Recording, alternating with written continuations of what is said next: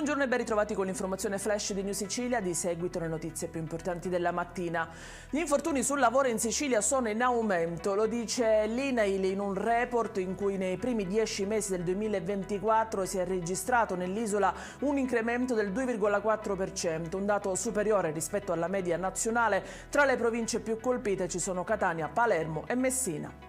Operazione antidroga denominata Cemento questa mattina a Catania, arrestate 18 persone, disposto anche un ingente sequestro di beni. Scoperte 2 organizzazioni criminali, la prima con a capo Antonino Cocuzzo, operava nella distribuzione al minuto di cocaina e crack in via Palermo e al villaggio Sant'Agata. La seconda, guidata da Francesco Platania, era impegnata nel traffico di ingenti quantità di cocaina che arrivava dalla Calabria.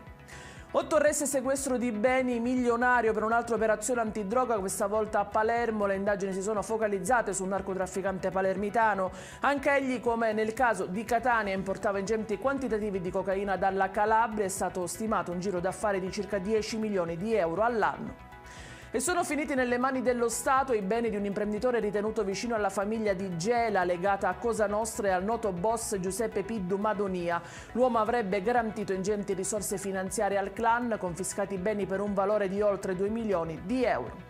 È in chiusura l'evacuazione di 13 famiglie a Caltanissetta, dove l'intera via Redentore, situata nel centro storico, è stata chiusa al traffico veicolare ieri pomeriggio dopo che 3 edifici hanno presentato improvvise lesioni strutturali, da accertare ancora le cause.